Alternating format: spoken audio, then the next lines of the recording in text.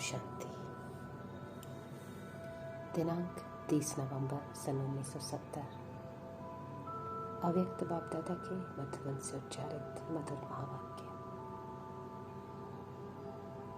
वाणी का विषय वर्कर्स की वंडरफुल सर्कस।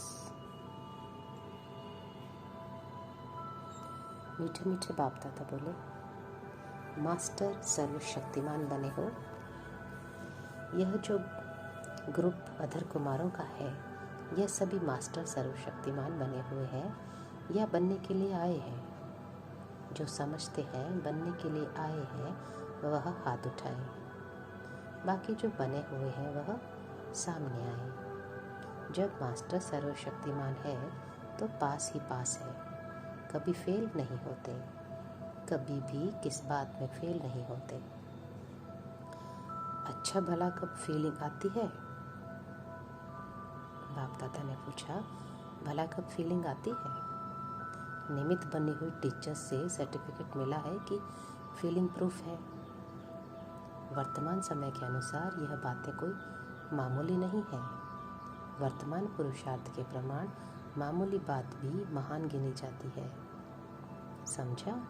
जैसे जितना बड़ा आदमी जितना अधिक धनवान होता है, उतना छोटा सा बुरा कर्म व गलती का छोटा सा एक पैसे का दंड भी उसके लिए बहुत बड़ा होता है। तो इस रीति वर्तमान समय मामूली भी महान की लिस्ट में गिना जाता है। मास्टर सर्वशक्तिमान अर्थात फीलिंग से परे, सभी बातों में फुल, नॉलेज फुल, सभी शब्दों के पिछाड़ी में फुल आता है। तो जितना फुल बनते जाएंगे उतना फीलिंग का फ्लो व फ्लू ये ख़त्म हो जाएगा। फ्लॉलेस को फुल कहा जाता है। सभी मास्टर सर्वशक्तिमान हो। जिन्होंने हाथ नहीं उठाया वे भी मास्टर सर्वशक्तिमान हैं, क्योंकि सर्वशक्तिमान बाप को अपना बना लिया है। सर्वशक्तिमान बाप को सर्व संबंध से अपना बनाया है। यही मास्टर सर्वशक्तिमान की शक्ति है। तो सर्वशक्तिमान को सर्व संबंध से अपना बनाया है। बाप दादा बोले, जब इतना बड़े से बड़ा प्रत्यक्ष प्रमाण है, फिर क्यों नहीं अपने को जानते और मानते हो? यह प्रत्यक्ष प्रमाण सदैव सामने रहे तो माया जीत बहुत सरल रीति बन सकते हो। समझा? जब सर्व संबंध एक के साथ जुट गए तो और बात रही ही क्या? जब कुछ रहता ही नहीं तो बुद्धि जाएगी कहाँ? अगर बुद्धि इधर उधर जाती है तो सिद्ध होता है कि सर्व संबंध एक के साथ नहीं जोड़े हैं। जोड़ने की निशानी है अनेकों से टूट जाना। कोई ठिकाना ही नहीं तो बुद्धि कहाँ जाएगी? और सभी ठिकाने टूट जाते हैं, एक से जुट जाता है। फिर यह जो कंप्लेन है कि बुद्धि यहाँ वहाँ दौड़ती है वह बंद हो जाएगी। अच्छा, बाप दादा बोले, यह जो ग्रुप समझते हैं हम भट्टी में आए हैं, जबकि भट्टी में है ही, फिर विशेष रूप से क्यों आए हो? या कहो भट्टी में तो हो लेकिन बैटरी कहाँ तक चार्ज हुई है? वह वेरीफाई या चेकिंग कराने आए हैं? चार्ज कराने आए हो व चेकिंग कराने आए हो? तो किसी ने कहा दोनों। तो बाप दादा बोले, है तो सभी वंडरफुल, है तो सभी वैल्यूएबल। सर्विसेबल वर्कर्स ग्रुप, इस ग्रुप का टाइटल तो सुन लिया ना? यह टाइटल सुनकर सभी खुश हो रहे हैं, परंतु इसमें लेकिन भी है, यह लक्ष्य भी है। यह लक्ष्य से बताते हैं कि आगे के लिए भट्टी से समान बनकर जाएंगे। है वर्कर्स ग्रुप, लेकिन वर्कर्स के बदले कभी कभी क्या करते हो मालूम है? बाप दादा वतन से वर्कर्स का एक्शन देखते हैं।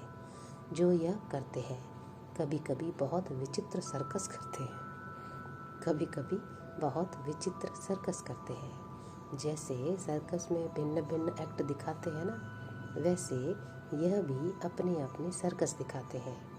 उस सर्कस में क्या क्या क्या पार्ट बजाते हैं वह देखने योग्य होता है कि कभी कभी वर्कर्स अपना विकराल रूप दिखा देते हैं। अपनी कमियों पर विकराल रूप धारण करने के बजाय अन्य पर विकराल रूप की सर्कस दिखाते हैं। चाहे व्यवहार में, चाहे परिवार में, चाहे परमार्थ में, तीनों में यह विकराल रूप की सर्कस दिखाते हैं। कभी कभी फिर दूसरी सर्कस व्यर्थ संकल्प के झूले में झूलने की दिखाते हैं। वास्तव में झूला झूलना है अति इंद्रिय सुख का, लेकिन झूलते हैं व्यर्थ संकल्पों का। तीसरी सर्कस कौन सी दिखाते हैं?